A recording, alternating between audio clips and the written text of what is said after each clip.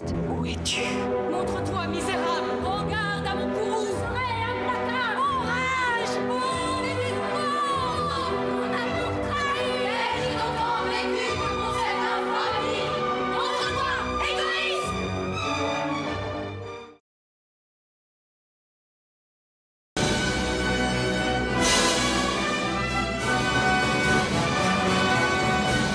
Action. Salut. Ça va? D'accord. Alors mes petits lépreux, mes tout petits lépreux adorables. Aujourd'hui on se retrouve dans une nouvelle vidéo. Marre d'enfoncer des portes ouvertes. Vidéo comme promis, prévue à la fin de la dernière en suivant de celle-ci. Ah, elle était pas facile cette phrase, hein.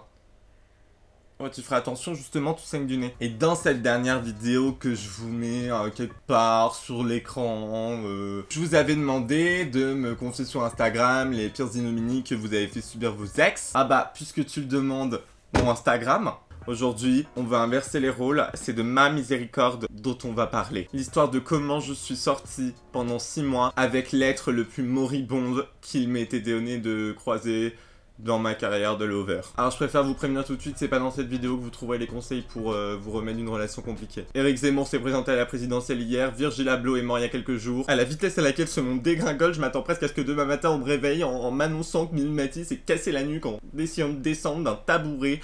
Oh là là. Tout ça pour dire qu'aujourd'hui je suis là pour me prendre le chou, d'accord? Alors je vais juste avant toute chose, à titre préventif, ingérer un anti-gastralgique parce que là je vais faire remonter tellement de rancœur et de frustration que j'ai peur de faire un ulcère.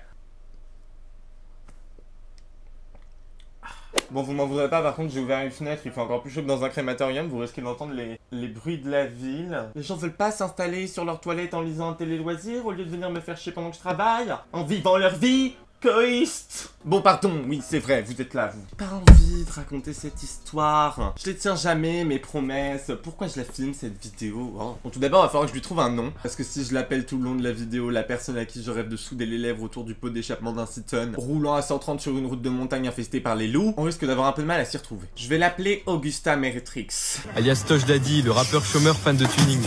Je vous laisse aller vous renseigner pour savoir qui est cette personne et surtout pourquoi elle est célèbre. Du coup, Augusta Meretrix, comment je l'ai rencontré? Ah, ça me tend déjà. Alors, ce garçon, en fait, j'avais eu une première fois des échos de lui de la part d'un de mes potes qui avait fricoté à ce que j'avais compris avec lui une ou deux fois. Bref, un soir, je suis sur Grindr, à faire mon marché mais à rien acheter, comme vous sur Vinted probablement, quand je remarque le visage de ce gars que j'avais déjà vu, et je lui envoie donc un message. Hi. Bon, déjà parce que je suis un gros pointeur, hein, pas ce... Et aussi parce que je vois en fait qu'il est genre à moins de 100 mètres de chez moi, quoi. Le gars est au bout de la rue. On voit 2-3 messages, je lui parle, salut, ça va, tu fais quoi, rien. Ok, tu veux Ken. On s'entend bien, machin, et puis je lui propose de passer chez moi, genre juste comme ça. Mais vraiment sans arrière-pensée, hein, il est 14 h, j'ai des trucs à faire, c'était juste histoire d'avoir un premier contact. Le gars, il passe 1 heure chez moi, bon, on fume un terre et tout. Il me lâche 3 mots, il a le regard vitreux. C'est même pas comme s'il avait l'air de se faire chier ou d'être pas à l'aise. C'était comme si juste il était pas là. Mais mon Dieu, de quoi j'ai l'air? Je sers à rien du tout.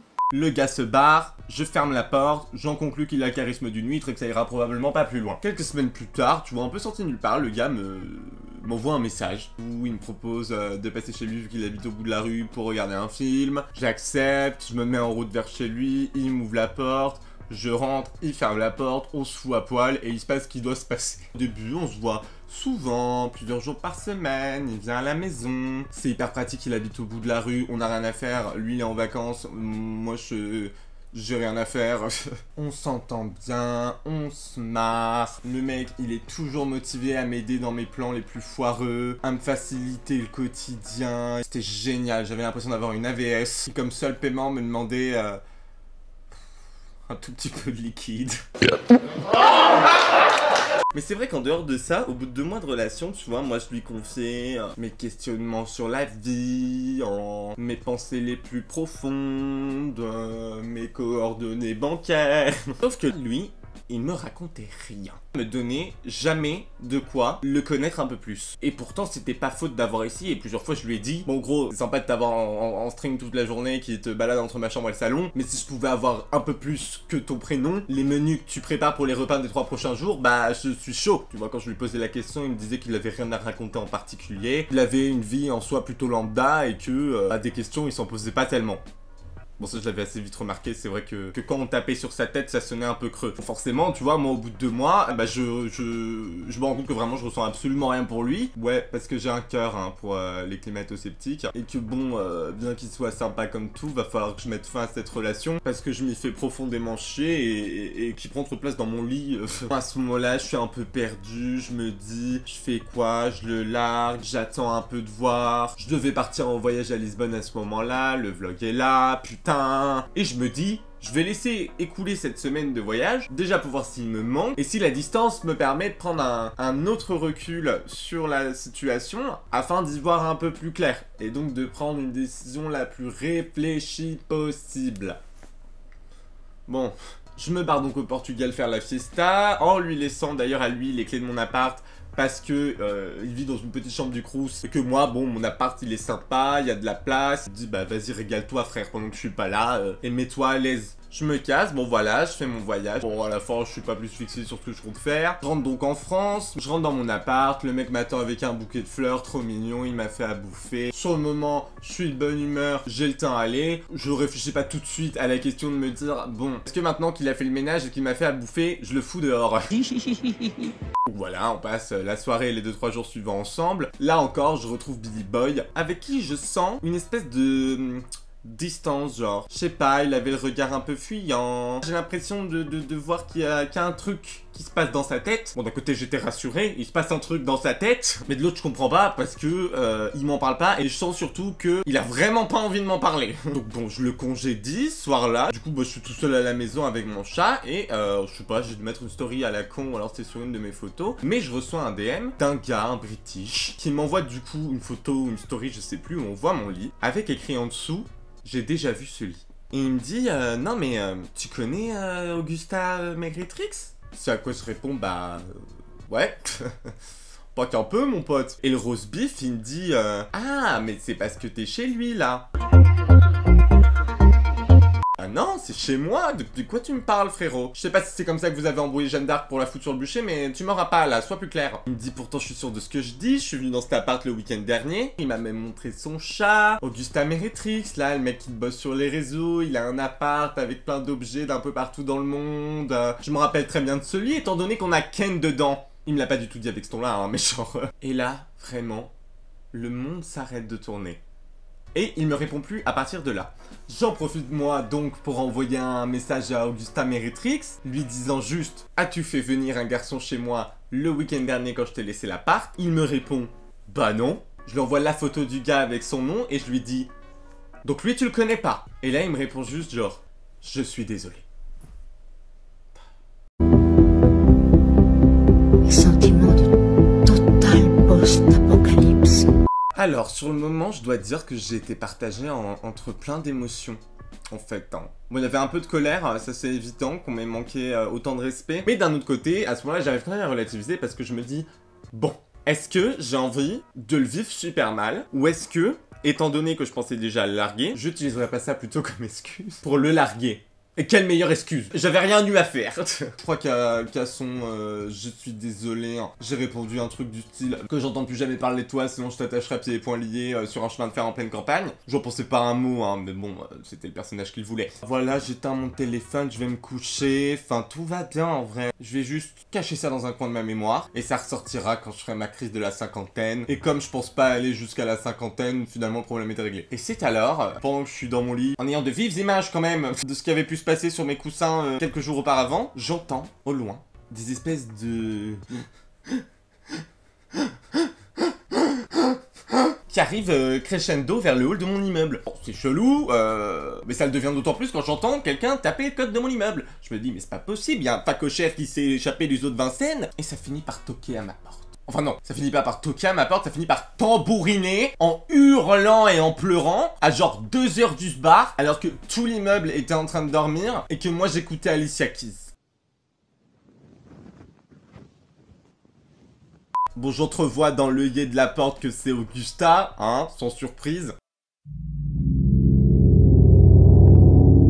Je remets Alicia Keys, je retourne dans mon lit, le mec n'en démord pas. Il tape, il pleure, il tape, il pleure. Et il y a un moment, tu vois, où je me retrouve à devoir lui ouvrir parce que mes voisins vont péter un plomb et je me suis déjà fait virer d'un autre appartement à cause d'un de mes ex qui hurlait dans la cage d'escalier à 4 h du matin. Je vais pas reproduire l'expérience. Je lui ouvre. Le mec tombe à mes genoux, me supplie de le pardonner. Bon, je crois c'était inaudible ce qu'il racontait. Il m'a raconté qu'il avait vu qu'une fois, que ça ne valait rien, blablabla, qu'il avait juste pas pensé à moi et qu'il le regrettait amèrement, que en fait, il savait pas ce qui lui était passé par la tête et que même lui n'arrivait pas à comprendre comment il avait pu faire une chose pareille. À peu de choses près, en fait, c'était du somnambulisme. Whoa, girl, fuck, wow, oh my god. Le gamin, je le relève, je le pose sur le canapé, je me mets en face de lui et je lui dis « Qu'est-ce que tu me veux? Qu'est-ce que tu crois que je vais pardonner? Enfin, c'est rédhibitoire en fait. T'as juste tout gâché, t'es trop con. Nous qui vivions une relation si prometteuse. » What about all the planet and its sisters? Bon, j'avoue, là j'étais un peu vache. Il me dit « Non, dis pas que j'ai tout gâché !» Et moi je lui réponds « Si, t'as tout gâché. » C'était grandiose comme moment. Où sont les caméras quand on a besoin d'elles? Je lui demande tout de même de me raconter sa version des faits parce que je voulais voir s'il allait être honnête ou si justement il allait continuer de mentir. Le mec m'a raconté que de la merde. Déjà, parce que j'avais appris qu'en fait il avait effectivement vu une deuxième fois alors que j'étais rentré. De deux, parce qu'il m'a pas avoué qu'il se l'était tapé le week-end où je lui avais prêté mon appart. Et surtout, le mec ne m'avoue pas qu'il s'est fait passer pour moi. Ce qui est quand même, dans le tout, le truc le plus chelou. Mais j'arrive à choper un détail et pas des moindres. Le mec n'a pas changé les draps. Ça veut dire qu'entre le moment où ça s'est passé et le moment où je l'ai appris, c'est-à-dire à peu près 4-5 jours, j'ai dormi dans les draps dans lesquels il m'avait trompé. Et ça, c'est masterclass. Je l'ai chopé par le callback et je l'ai foutu dehors. J'avais entendu assez de conneries pour cette soirée. Ce que je voulais là, c'est qu'on arrête de me péter les couilles. Ça aurait pu s'arrêter là. Ça aurait pu. Mais non.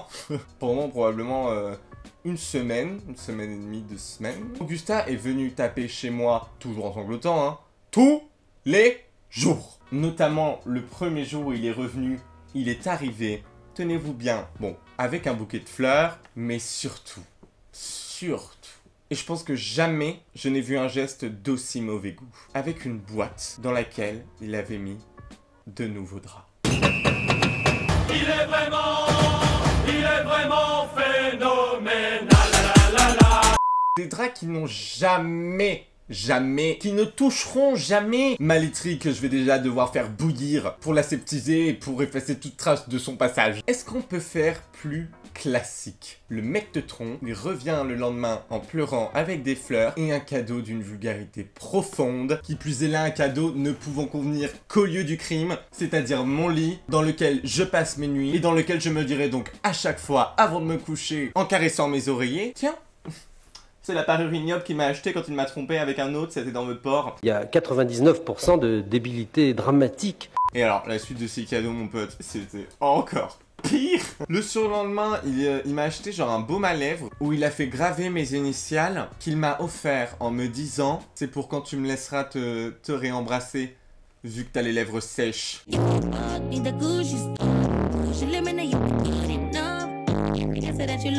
Et il me l'a dit avec toute la satisfaction du monde. Ça n'avait rien de blessant, au contraire, il se croyait pragmatique, l'animal. Et je pense que le cadeau le plus nul, et ça je regrette parce que je l'ai balancé d'ailleurs aussi vite qu'il me l'a donné. Alors nul déjà dans l'idée, mais encore plus dans la réalisation, il avait pris une feuille de papier sur lesquelles il avait écrit les paroles de la chanson Begging You. Mais si, là, la chanson qui fait Cause I'm begging you. Je le fais bien, hein. Sur laquelle il a collé genre quelques strass et qu'il m'a glissé dans une feuille en plastique en me disant « Il y a un message derrière la chanson. » Mais je me demande bien ce que ça peut être. I'm begging you, je te supplie en anglais. Moi par contre, ce que j'entends c'est « Je te harcèle. » Il y a même un moment où j'étais tellement cavé, parce qu'on va pas se mentir, je l'avais quand même un peu là. Je lui avais balancé dans un élan mélodramatique que si il me lâchait par la grappe, en fait j'allais déposer une main courante pour harcèlement. Ouais, je sais, toujours à fond dans mon personnage. Bon, il était très important à retenir. Sauf que, en fait, il m'a fait un cadeau qui m'a quand même pas mal touché. Il m'a écrit un morceau. Alors, un morceau sur lequel il ne chante pas, soyons d'accord. Il m'avait écrit un morceau que je trouvais en plus sincèrement joli. Je m'étais même demandé si j'allais pas en faire mon générique à un moment. Mais bon, avant ça, il fallait le retranscrire au piano puisque lui, il avait écrit à la harpe. Oui, bah écoutez, il était un peu soupolé. Qu'est-ce que... Et c'est vrai qu'à partir de là, j'ai eu la bêtise de le laisser un peu de nouveau rentrer dans ma vie. Je l'ai laissé rentrer dans ma vie en tout bien tout honneur, hein. Tout ce qu'on faisait, c'était juste coucher ensemble. Mais il était quand même là, une fois de temps en temps, quand les circonstances le demandaient. Mais je devais être dans une misère sexuelle infernale maintenant que j'y pense. Parce que le gars était aussi vif au lit qu'il était dans son quotidien. C'est logique. J'aurais pu me branler entre deux coussins que ça m'aurait fait le même effet. Et en fait, à partir de ce moment-là, ces efforts, ils ont stoppé net. Le mec avait l'impression qu'il avait reconquis son terrain et qu'il était de nouveau chez lui, en fait. Il y a quand même un truc qui a un peu changé à ce moment-là. Il a commencé un peu plus à me confier le fond de sa pensée. Et alors là, mais vraiment le fond, et le fond qui a pas été récuré depuis un moment, genre. Une fois il m'avait raconté que son grand délire quand il était gamin c'était de tuer des petits animaux, de mettre des pétards dans des crapauds, de planter des ciseaux dans des rongeurs. That is so crazy. Wow, thank you so much for sharing. Est-ce que c'est pas le symptôme le plus cliché qu'on retrouve dans l'enfance de tous les psychopathes et des tueurs en série? C'est vrai que c'est plus après coup que j'y ai pensé à cette anecdote, mais qu'est-ce que je me suis dit sur le moment? Probablement qu'il était tellement authentique, hein. Mais ça encore, c'est anecdotique. L'histoire par contre qui m'a vraiment fait me dire « Ok, là c'est fini. Oui encore. » Dehors. Non mais ta gueule, dehors. C'est la fois, alors que j'étais en train de lui raconter, je crois que quand j'étais petit j'adorais me manger des knackis crus, et qu'il m'a vraiment jeté comme ça à l'emporte-pièce, qu'il y a encore peu de temps, à l'époque où il parlait à plus de 25 mecs sur Tinder et Grindr, il avait, pour ne pas s'y perdre, fait un tableau Excel où il avait rentré le nom de tous, le maximum d'informations personnelles qu'il avait sur eux, et surtout, leur valeur nette en euros, qui était donc triée de la plus haute à la plus basse, et que c'est comme ça qu'il sélectionnait ceux à qui il allait porter de l'intérêt, et ceux à qui il en porterait moins. Aïe, j'ai toujours rentre, je peux plus hein. Et je suis rentré chez moi, je me suis assis, et je me suis dit, ok, là, tu dois fuir. Si loin, tu dois fuir. Donc c'est ce que j'ai fait. Et je crois vraiment, genre 2 jours après, je l'ai convoqué, place des Vosges, qui est mon endroit préféré dans Paris. C'est là où habitait Dominique Strauss-Kahn. Je lui fais prendre place sur le gazon. Et je lui dis, bah là, bah on va s'arrêter là, en fait. Genre, tu me fais un peu flipper. I have to confess. Et venant de moi, c'est pas bon signe. Non pas parce que rien me fait flipper, mais d'habitude c'est moi qui ai fait flipper les autres. Il a 3 secondes où il bouge pas, il parle pas. Bon, je suis sûr, rien d'inhabituel. Et alors que je m'attendais à ce qu'il me fasse encore une scène, voilà pourquoi j'avais choisi un lieu public, il me dit assez calmement, d'accord, je comprends, on n'est pas fait pour s'entendre, ça arrive. Démagogue comme un sou, il me demande juste sur le moment si je veux bien qu'on reste amis. Ce à quoi bah, je lui réponds non. Donc pareil, c'est reparti pour 4 jours, il me tanne. J'en ai marre. Et je sais pas, j'étais un peu dans le mal, j'avais envie de parler. Il habite à 100 mètres de chez moi, mes potes sont pas là. On a commencé à parler un peu, à discuter, voilà, doucement mais sûrement, ce truc d'amis un peu venu s'installer, mais très peu, hein, ça a pas duré longtemps. Et puis un jour on devait se voir, c'était une journée où j'étais full sa mère, j'avais plein de trucs à faire, le gars, j'ai pris rendez-vous avec lui le matin à 10 h, je lui dis t'es sûr hein, on fait ça comme ça, sinon ça va foutre toute ma journée en l'air et moi ça va me foutre en l'air avec. Il me dit oui t'inquiète, tu peux compter sur moi, oui, vous allez dire que je me suis bêtement laissé avoir. Et il se trouve que 20 minutes avant que je le voie, il m'a foutu un plan. Il m'a bloqué de partout, mais de partout, genre TikTok et tout. Tu sais, donc moi je me dis, ok, quoi ce merdier? Et là, j'ai un moment d'illumination. Le gars, il voulait pas qu'on reste amis. Il voulait juste le dernier mot, c'est tout. Et probablement depuis le début. Est-ce que je suis prête à tout? Sûrement. Est-ce que j'ai déjà triché? Peut-être. Depuis qu'il m'avait trompé, c'est tout. Est-ce que j'ai déjà balancé de l'essence sur un buraliste? J'ai eu un non-lieu. Mais prends-le, le dernier mot, loser. Si ta dignité, elle tient à ça, mais vas-y. Moi, j'ai rien à me reprocher. Et j'étais même étonné de me rendre compte qu'à ce moment-là, j'étais encore assez serein et calme. Vous allez voir que ça va pas durer. Là, on passe au post-relation. Et je pense que c'est le moment où c'est le plus parti en couille. Après coup, tu vois, je suis quand même allé un peu faire mon enquête autour de moi sur des gens qui avaient fréquenté ce gars-là et qui le connaissaient. Première chose que j'apprends, c'est que il a trompé son premier gars exactement de la même manière que moi, sauf qu'à lui, il ne l'a jamais dit. Dis-le que t'es une grosse salope! De deux, que le gars était complètement mythomane, qu'il avait menti sur toute sa life. Il faisait croire à la terre entière que s'il était au Crous, c'est parce que sa mère en fait avait des relations au sein du Crous et qu'elle lui avait trouvé une chambre pour qu'il paye que dalle alors qu'il est même pas échelonné et que juste en fait il avait réussi à se servir des relations de ses parents pour avoir un logement à très bas prix dans un des meilleurs quartiers de Paris. Tu m'en diras de ça. Et le truc que j'ai surtout appris après qui m'a mis dans une colère mais noire, c'est qu'il s'est fait passer pour la victime. En mode, il m'a pas trompé dans mon lit, alors que je lui prêtais mon appart, il a pas changé les draps après, et que je l'ai appris par le gars, genre. Après, on va s'étonner que je pète les plombs. Non mais... Eh. Il y a un moment où j'étais même dans l'état d'esprit de me venger. Bon, il est vrai que moi, je suis un petit peu excessive. Je voulais contacter son Crous pour les prévenir que il avait absolument rien à foutre là et que ce logement reviendrait donc beaucoup plus à quelqu'un qui le mérite et qui en a besoin. Déjà parce que j'avais clairement pas envie de le recroiser autour de chez moi, mais aussi et surtout parce qu'il m'avait raconté que s'il avait pas eu cette chambre, il aurait fini dans un couvent. Et ça aurait été une vengeance tellement grandiose de le faire foutre dans un couvent. Au final, j'ai pas eu à le faire puisque j'ai appris, comme je vous l'ai dit juste avant, qu'il était totalement en règle dans ce logement social parce qu'il était échelonné suffisamment haut pour avoir un logement social. Le mec avait juste honte de qui il était. Tu sais que quand tu te rends compte qu'une personne tombe en fait toujours de plus en plus bas, il y a un moment où elle touche le fond. Oui, il creusait encore, mais là, il était tellement bas que 2-3 coups de pelle en plus et il aurait fini en Chine. Je cherchais pas à comprendre, ça voulait rien dire. J'étais un peu retourné comme la tartine là qu'on aurait fait tomber du mauvais côté. Hein. Là encore, ça aurait pu s'arrêter là.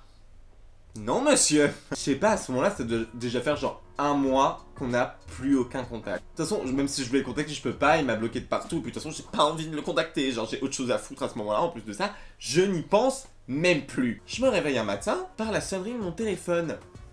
Je réponds. Oui, monsieur Barrère, police nationale de Paris. Ouais, alors je sais pas non plus pourquoi, mais tous les policiers à Paris ont l'accent du sud. Vous vous rappelez tout à l'heure quand je vous ai dit que je l'avais menacé s'il continuait de me harceler de poser une main courante contre lui? Oui, c'est ça. Exactement. Oui, je vous appelle parce que on a reçu une main courante à votre rencontre. C'est ça. Pour harcèlement.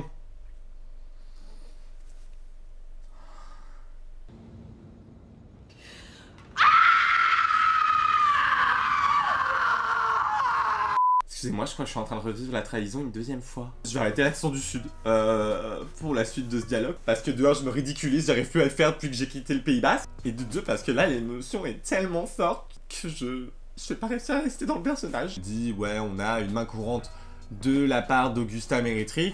Voici les circonstances sous lesquelles il vous accuse, machin. Bon, moi, je me dis quoi? Le mec, ça fait 1 mois, on se parle plus. Ça fait 6 mois que je lui dis de me foutre la paix. 6 mois que je le supplie d'arrêter de me harceler. 6 mois que je le menace d'aller justement poser une main courante pour harcèlement s'il arrête pas de me péter les couilles. Je suis une salope. Alors qu'il aurait pu juste reprendre sa vie pendant que moi je reprenais la mienne, il s'est dit... Non, je lui ai pas assez chié dans la bouche. Il a l'air d'avoir repris un quotidien normal. C'est pas possible, je peux pas laisser ça. Faut qu'il se souvienne que je suis un parasite. Comment? Vous travaillez à la SNCF? Et que donc je vais m'accrocher, me glisser sous sa peau et ronger son système nerveux. It's a full-time job and it's extremely time-consuming. Et là, j'ai pété un câble. Mais j'ai pété un câble. Je suis allé à sa résidence au bout de la rue. Je vois de loin qu'il y a de la lumière à sa fenêtre. Et je me dis donc, C'est parfait. Je vais monter et je vais lui enfoncer ma Santiago tellement profondément dans la mâchoire qu'il devra bouffer ses légumes bio à la paille jusqu'à la fin de ses jours. Ah bon, par contre, prenez pas ça comme exemple, hein. Je vous le raconte parce que c'est drôle, mais faut quand même garder en tête que je suis un psych, hein. Si je suis pas enfermé, c'est juste parce que je suis hyper charismatique et que j'ai réussi à embrouiller tous mes médecins. Du coup, ce que j'ai fait, c'est que je me suis explosé le pied contre sa porte à grands coups de talonnette en bois. Et Dieu merci, elle a pas cédé. Parce que sinon, je serais pas là pour en parler, hein. Je serais dans une chambre capitonnée dans une prison de haute sécurité avec des cubes en mousse au bout des bras pour être sûr que j'essaie pas de m'arracher les yeux. C'est ça aussi d'être artiste, c'est d'être super émotionnel et d'être complètement psycho. C'est que vous ressentez toutes les choses, un peu comme une sorcière. Donc je m'attaque à sa porte en scandant vraiment toutes les insultes qui me passent par la tête dans toutes les langues. Il y a un moment, il y a un mini cazzo qui est parti. Ça veut dire petite bite en italien. J'ai Lou au téléphone de l'autre côté qui me dit « Mais arrête, tu vas le tuer !»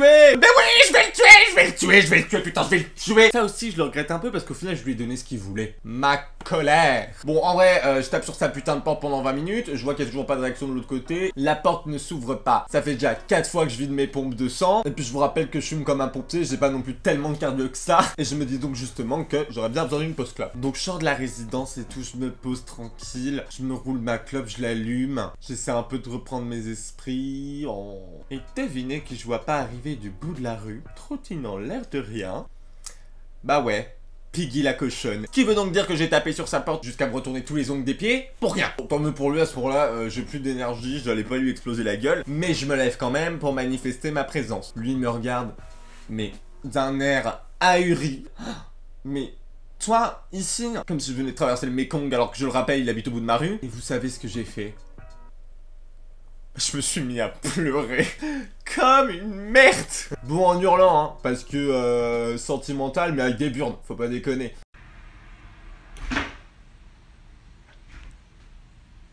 Mais un truc, enfin, ridicule. J'étais en sanglots, à lui vomir toute la bile noire que j'avais acculée au cours des dernières semaines. Au fur et à mesure qu'il me foutait des coups de fourchette dans le cœur. Je lui parle donc de cette main courante. Il me dit « Ah, mais c'était pas mon idée, en fait. »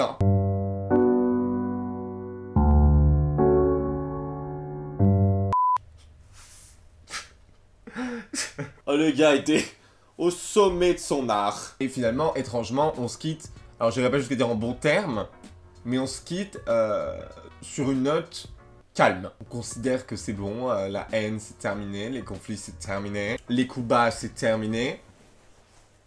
Enfin, ces coups bas c'est terminé plutôt. Et c'est vrai que sur le moment, en fait, comme j'avais juste pu enfin évacuer tout ce que j'avais accumulé au fur et à mesure et que j'avais jamais eu l'occasion de lui dire, ça m'avait quand même relevé d'un poids de ouf. Et c'est là que le livre s'est refermé. Enfin pour moi, tout du moins. Je l'ai encore croisé sur Grindr il y a quelques jours, il utilise encore des photos qu'il a pris chez moi ou qu'il a pris avec mon chat. J'ai cru comprendre par quelqu'un d'autre qui continuait toujours d'ailleurs de se faire passer pour moi. Ah, espèce de grand malade. Mais je dirais que j'ai enfin réussi à ressentir de l'empathie pour lui. Mais Dieu merci. Regardez où j'en suis aujourd'hui. Parce qu'à partir du moment où tu ressens de l'empathie pour quelqu'un, c'est là du coup que cette personne ne peut plus t'atteindre. Parce qu'au final, tout ce qui reste, c'est de la pitié. Au final, moi je me suis juste laissé avoir par un mec qui était vénal et qui espérait que je lui apporte quelque chose dans la life. Je pense qu'il pensait pas se faire choper quand il avait fait de la merde, qu'il a vacillé, il a paniqué et après ça a été un effet boule de neige. À force de ne faire que de la merde, il n'a su que faire de la merde. J'espère pour lui que ça lui passera parce que...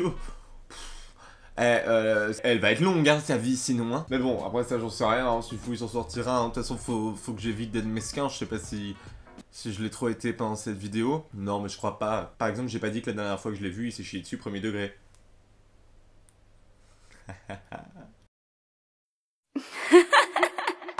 Enfin fini cette vidéo. Mais je vous remercie pas, j'ai passé un moment tellement désagréable. Non mais c'est pas grave, je vais allumer un bâton d'encens et faire la position du chien sur le tapis pendant 20 minutes. Mais bon, j'espère du coup que cette vidéo vous aura plu, vous aura diverti. Tu peux t'abonner, commenter, liker, partager. Pas dans l'espoir d'une autre vidéo comme ça, parce que là ma vie sentimentale elle est foutue en stand-by au moins jusqu'à ma quarantaine. Là je vais me concentrer sur ma carrière et sur mes cheveux.